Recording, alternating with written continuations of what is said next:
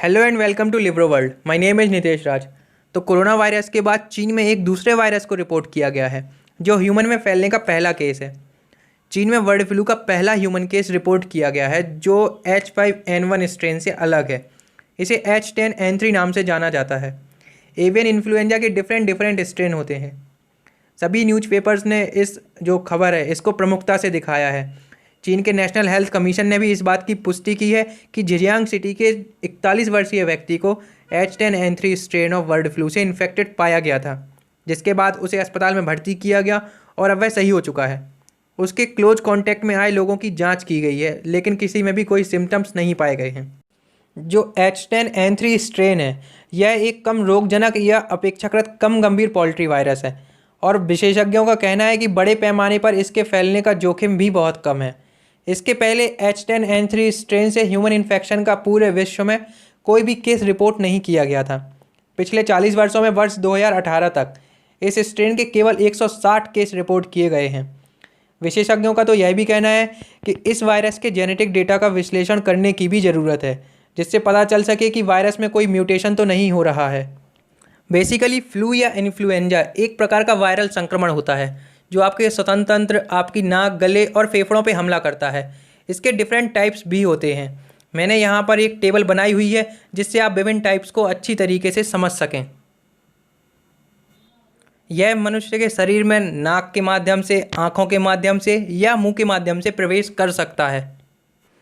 बात करें avian influenza की, जिसे H5N1 के नाम से जाना जाता है, तो यह पक्षियों में होने वाला एक प्रकार का वायरस संक्रमण है। अभी कुछ महीने पहले ही हमारे देश के विभिन्न राज्यों जैसे हिमाचल प्रदेश, राजस्थान, मध्य प्रदेश, केरल आदि में एवियन इन्फ्लुएंजा के मामले सामने आए थे, जिसके पीछे का कारण H5N8 स्ट्रेन को बताया गया था। इसके कारण हजारों पक्षियों की मौत हो गई थी। एवियन इन्फ्लुएंजा से मनुष्य के संक्रमित होने की संभावना बहुत कम होती है, लेकिन वे लोग जो पशु पक्षियों के क्लोज कांटेक्ट में रहते हैं उनमें यह रोग हो सकता है। मनुष्यों में यदि यह प्रवेश करता है तो इसकी मॉर्टेलिटी परसेंटेज जो है बहुत हाई होती है। ये लगभग 60% के आसपास होती है। हालांकि इसके ह्यूमन टू ह्यूमन ट्रांसमिशन की संभावना बहुत कम है। हमारे देश में समय समय पर इसके आउटब्रेक सामने आते रहते हैं, इसलिए पूरे देश में एक सर्विलेंस का प्लान बनाया जा रहा है जिससे इसे रोकने का एक इंटीग्रेटेड सिस्टम विकसित किया जा सके।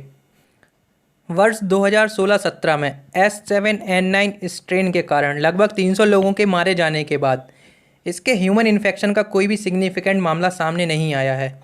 इसके साथ ही जब यह चीन में मामला सामने आया तो उसके बाद वहाँ के लोगों को इससे बचने के उपाय बताए जा रहे हैं। वहाँ लोकल लोगों को सिक और डेड पोल्ट्री और जीवित जो पक्षी हैं उनसे कांटेक्ट कम करने की बात कही गई है। इसके साथ ही फूड हाइजीन और मास्क पहनने की सलाह दी गई है और यदि सिम्टम्स आते हैं तो तुरंत जांच कराने की सलाह दी जा रही है।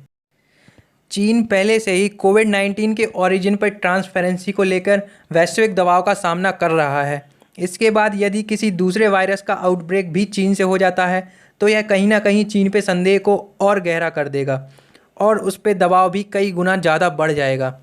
यदि आप इस वीडियो लेक्चर की PDF डाउनलोड करना चाहते हैं तो मेरे टेलीग्राम ग्रुप नितेश राज ऑफिशियल पर प्राप्त कर सकते हैं। साथ ही मुझे इंस्टाग्राम पर भी फॉलो कर सकते हैं।